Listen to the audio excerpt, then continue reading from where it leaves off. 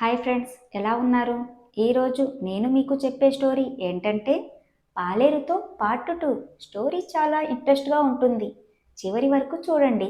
మన ఛానల్ కొత్తగా చూస్తున్నవారు సబ్స్క్రైబ్ చేసుకోండి, లైక్ చేయండి, షేర్ చేయండి. మీకు స్టోరీ అర్థం అవ్వాలని కాస్త ముందుకొచ్చి స్టోరీని చెప్తాను. అప్పుడు మీకు బాగా అర్థమవుతుంది. ఇక స్టోరీలోకి వెళ్దాం పదండి. మొబైల్లో ఏదో సినిమా చూస్తూ బెడ్ మీద పడుకున్నాను. సినిమా చూస్తుండగానే నా ఫోన్ మోగింది. కొండమ్మ వాళ్ళమ్మ ఫోన్ చేసి కొండమ్మ ఫోన్ తీయట్లేదని, వీలైతే మాట్లాడించమని అడిగింది. సమయం చూస్తే 10 గంటలు దాటింది. వర్షం పడుతుంది. వీలైతే వెళ్ళి మాట్లాడిస్తానని, లేదంటే రేపు ఉదయం మాట్లాడిస్తానని చెప్పి ఫోన్ కట్ చేశాను. కాసేపటికి ఆలోచించి ఏదైనా అర్జెంట్ కాబోలు, వెళ్ళి మాట్లాడిస్తే పోతుంది అనుకున్నాను. నాకు కూడా కాస్త సమయం గడుస్తుంది కదా అనుకుంటూ గొడుగు తీసుకొని బయలుదేరాను. అలా నడుచుకుంటూ శివయ్య కొండమ్మ ఉండే గది దగ్గరికి చేరుకున్నాను. లోపల లైట్ వెలుగుతుందంటే మెలకుగానే ఉన్నారు అనుకున్న మనసులో. వరండాలో గొడుగుంచి డోర్ కొట్టడానికి వెళ్ళాను. లోపల నుండి ఏవో సౌండ్స్ వస్తున్నాయి. నేను బిత్తరపోయాను. కిటికీ తలుపు తీసి ఉండడంతో మెల్లగా వెళ్ళి లోపలికి చూశాను. దాదాపు అరగంట తర్వాత ఇక వాళ్ళు డోర్ తీసుకొని బయట ఉన్న బాత్రూంకి వస్తారని ఆలోచించిన నేను అక్కడి నుండి వేగంగా వెళ్ళిపోయాను. నా బెడ్రూమ్కి చేరుకొని టైం చూస్తే 12 గంటలైపోయింది. శివయ్య దొరకడం కొండమ్మ అదృష్టం అనుకున్న మనసులో. మెల్లగా బెడ్ మీద వాలిపోయాను. కానీ నిద్ర పట్టడం లేదు. శివయ్యని తలుచుకుంటుంటే నా శరీరం తోడు కోసం ఆరాటపడుతుంది. అలానే ఆలోచిస్తూ నిద్రలోకి జారుకున్నాను. మర్నాడు ఉదయం కొండమ్మ బెడ్రూమ్ తలుపు కొట్టే వరకు మెలకువ రాలేదు. టైం చూస్తే 7 గంటలు దాటింది. కొండమ్మ కాఫీ ఇస్తుంటే మౌనంగా తీసుకున్నా. నేను బ్రష్ చేసి కాఫీ తాగి హాల్లో ఉన్న సోఫాలో కూర్చున్నా. మనసంతా దేనికోసమో ఆరాటపడుతుంది.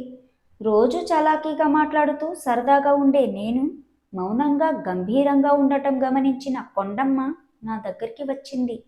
ఏంటమ్మాయి గారు మౌనంగా ఉన్నారు అంది. ఏం లేదు కొండమ్మ అన్నాను తన వైపు చూడకుండానే. లేదమ్మాయి గారు, ఏదో దిగాలుగా ఉన్నారు, చెప్పండి అంది. కొండమ్మ, రాత్రి మీ అమ్మ ఫోన్ చేసింది.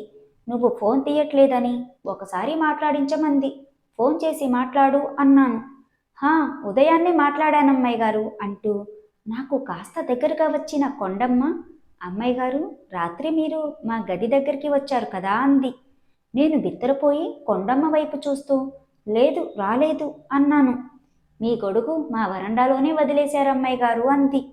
అయ్యో, హడావిడిగా వచ్చేస్తూ గొడుగు మర్చిపోయానే అనుకున్నా మనసులో. ఏంటమ్మాయి గారు, రాత్రి మా గదిలోకి చూశారా అంది. మౌనంగా తలదించుకున్నాను. క్షమించండి అమ్మాయి గారు, మా అమ్మ ఫోన్ చేయడం వల్లనే ఇదంతా అంటుండగానే నేను లేచి వెళ్ళి కొండమ్మను కౌగిలించుకొని ఏడవడం ప్రారంభించాను. నువ్వు అదృష్టవంతురాలివి కొండమ్మ అన్నాను ఏడుస్తూ. అయ్యో, ఇదేంటమ్మాయి గారు, ఊరుకోండి, ఏడవకండి అని తల నిమురుతూ సముదాయిస్తుంది. నా వల్ల కావట్లేదు కొండమ్మ అన్నాను. పిచ్చి మాటలు మాట్లాడకండి అమ్మాయి గారు, మీకంతా మంచి జరుగుతుంది అని సముదాయిస్తూ సోఫాలో కూర్చోబెట్టింది. ఒక ఆడదానిగా మీ పరిస్థితి అర్థం చేసుకోగలను అమ్మాయి గారు. మీరు నా మాట విని మరొక పెళ్లి చేసుకోండి అంది. లేదు కొండమ్మ, నాకు ఆ ఆలోచన లేదు అన్నాను. ఎన్నాళ్ళని ఈ వేదన అనుభవిస్తారు అమ్మాయి గారు, ఇప్పటికే 2 ఏళ్ళు గడిచిపోయాయి అంది. పెళ్లి ఆలోచన లేదు కొండమ్మ అన్నాను కన్నీరు కార్చుకుంటూ. అలా మాట్లాడకండి అమ్మాయి గారు, నాకు ఏడుపొస్తుంది. ప్రతి సమస్యకి ఒక పరిష్కారం ఉంటుంది. నా సమస్యకి మాత్రం పరిష్కారం లేదు కొండమ్మ. ఇక తట్టుకోవడం నా వల్ల కావట్లేదు అన్నాను పెద్దగా ఏడుస్తూ. నా పరిస్థితి చూసి తట్టుకోలేకపోతున్న కొండమ్మ నా భుజం మీద చేయి వేసి, అమ్మాయి గారు, మీకు అభ్యంతరం లేకపోతే తాత్కాలిక ఉపశమనం కోసం నా మామతో అని ఆగిపోయింది. తన ఉద్దేశం నాకు అర్థమైంది. అదెలా కుదురుతుంది కొండమ్మ, నేను ఒప్పుకోను. అలా జరిగిన తర్వాత శివయ్య దగ్గర నాకు విలువ ఏముంటుంది చెప్పు అన్నాను. మామకి తెలియకుండానే అమ్మాయి గారు, మీరు ఒప్పుకుంటే అంది. ఎలా అన్నట్లు చూశాను కొండమ్మ వైపు. మామకి రేచీకటి కదమ్మా, నీకిష్టమైతే ఈ రాత్రికే. కొన్నాళ్ల పాటు మీరు స్థిమితంగా ఉంటారు. తర్వాత ఏదో ఒక దారి చూపిస్తాడులే దేవుడు. ఇప్పుడైతే నీ పరిస్థితి చూస్తే నాకు భయంగా ఉంది. నీకిష్టమేనా అంది. నేను మౌనంగా తలదించుకున్నాను. నా మౌనాన్ని అంగీకారంగా తీసుకొని సరే అమ్మాయి గారు, లేచి టిఫిన్ చేయండి అంటూ వంటగది వైపు వెళ్ళింది. సాయంత్రం 5 గంటలకి యథావిధిగా వచ్చి మళ్ళీ వంట పనులు మొదలెట్టింది. ఇప్పుడు నాలో ఉత్సాహం కనిపిస్తుంది కొండమ్మకు. 6 గంటలకి వంట పని పూర్తి చేసిన కొండమ్మ, అమ్మాయి గారు నేను వెళ్తున్నాను, మామకి తినిపించి నేను తినేస్తాను, మీరు కూడా త్వరగా తినేయండి అంది. వెళ్తూ వెళ్తూ వెనుదిరిగి, అమ్మాయి గారు 9 గంటలకి మా గదికొచ్చేయండి, డోర్ తెరిచే ఉంచుతాను అంది. కొండమ్మ, అంతా సవ్యంగా జరుగుతుందంటావా అన్నాను. నేను చూసుకుంటా అమ్మాయి గారు, చక్కగా స్నానం చేసి రెడీ అవ్వండి అంది. నాకు సిగ్గేస్తుంది కొండమ్మ మాటలకి. సరే కొండమ్మ అన్నాను. నాకు చాలా ఆరాటంగా ఉంది. నా దేహం ఆకలితో ఆవురావురంటుంది. సరిగ్గా 9 అయ్యేసరికి వాళ్ళ గుమ్మం దగ్గరికి చేరుకున్నాను. నన్ను చూసిన కొండమ్మ, ఉండు మామ, ఒక్క నిమిషంలో వస్తా అంటూ నా దగ్గరికి వచ్చింది. వరండాలో పక్కకి తీసుకువెళ్ళి నాకు కొన్ని సలహాలిస్తుంది. అమ్మాయి గారు మీరు వెళ్ళండి, అంతా మామే చూసుకుంటాడు. మీరు ఏం మాట్లాడడం అరవడం లాంటివి చేయకండి, లేదంటే మొత్తం ప్లాన్ చెడిపోతుంది. మీ బదులు నేనే సమాధానాలు ఇస్తాను అంది నవ్వుతూ. కొండమ్మను గట్టిగా కౌగిలించుకున్నాను.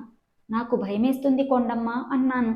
మీరు ప్రశాంతంగా ఉండండి అమ్మాయి గారు, నేనున్నానుగా అని ధైర్యం చెప్పింది.